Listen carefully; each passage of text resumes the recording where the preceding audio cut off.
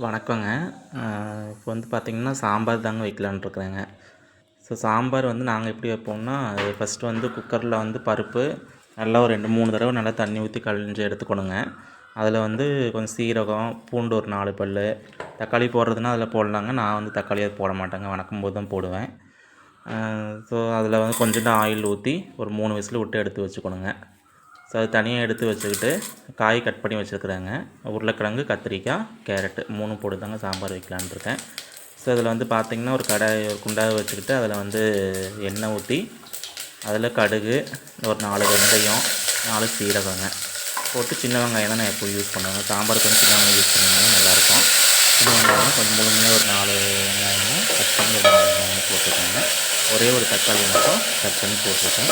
கொஞ்சம் கருவேப்பிலைங்க போட்டு நல்லா வந்து வணக்கி விட்ருங்க. ஒரு 2 நிமிஷம் நல்லா வணக்குனதுக்கப்புறம் நம்ம அந்த தண்ணியில் போட்டு வைக்கிற காய் எடுத்து போட்டு அதையும் வந்து ஒரு 2 நிமிஷம் நல்லா வந்து வணக்கிக்கணுங்க. உங்களுக்கு என்னென்ன காய் இருக்குதோ அதில் போடலாங்க. மாங்காய் இருந்தது மாங்காய் போடலாம். உங்களுக்கு என்ன காய் கிடைக்குதோ அது போடலாங்க. இன்னும் இதுலேயே வந்து நம்ம முருங்கைக்காய் போட்டோம்னா இன்னும் சூப்பராக இருக்குங்க. அது முருங்கைக்காய் அந்த பக்கத்தில் போய் பறிச்சுட்டு இன்னும் போகாதுனால வீட்டில் இருந்த காயை வச்சு அப்படி பண்ணிவிட்டேங்க. அது போட்டு நல்லா ஒரு 2 நிமிஷம் நல்லா வணக்கிடுங்க. காயை ரொம்ப நேரம் வணக்க வேண்டாம். ரொம்ப நேரம் வணக்கினாலும் நல்லா இருக்குங்க. ஒரு 2 நிமிஷம் மட்டும் வணக்கிட்டு அதுக்கு சும்மா ஒரு டம்ளர் மட்டும் 1 டம்ளர் டு 1.5 டம்ளர் தண்ணி ஊற்றி வீட்டு சாம்பார் பொடி இருக்குது பார்த்திங்களா. நாங்கள் எப்பவுமே வீட்டுக்கு வந்து சாம்பார் பொடி, கறி வைக்கிறதுக்கு தனியாக கறி மசாலா பொடி ரெண்டுமே வந்து வீட்டுக்கு அரைச்சி வச்சுக்குவோங்க. ஒரு 6 மாதம் டு 1 வருஷத்துக்கு தேவையான அளவுக்கு அரைச்சி வச்சுக்குவோம். நான் சாம்பார் பொடி ஒரு 3 ஸ்பூன் போட்டிருக்கேங்க.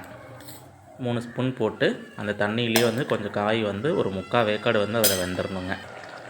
அது 3/4 வேக்காடு வெந்ததுக்கப்புறம் தான் வந்து நம்ம என்ன பண்ணணும்னா, இந்த பருப்பை எடுத்து வச்சுருக்கோம் பார்த்திங்களா, அதை எடுத்து அதில் ஊற்றணும். அதுலேயே நான் மஞ்சத்தூள் எல்லாமே போட்டிருக்கனால நான் மஞ்சத்தூள் போடலைங்க. ஏன்னா அதிகமாக மஞ்சத்தூள் போட்டால் நல்லா இருக்காது சாம்பாருக்கு. ஒரு சிலர் வந்து கலருக்காக வந்து போடணும்பாங்க. அது அந்தளவுக்கு வந்து போட்டால் கொஞ்சம் நல்லா இருக்காதுங்க. சும்மா கம்மியாக போட்டால் தான் நல்லாயிருக்கும். எங்களுக்கு வந்து நான் வந்து அது மாதிரி தாங்க செய்வோம்.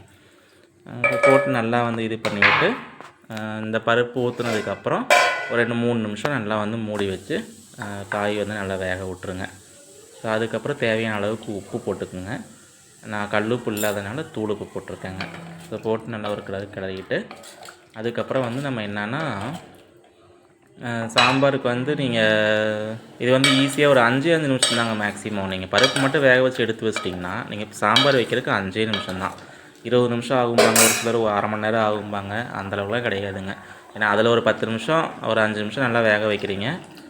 இது பருப்பு ஊற்றுனதுக்கப்புறம் ஒரு 5 நிமிஷம் நல்லா கொதிக்க விட்ருங்க.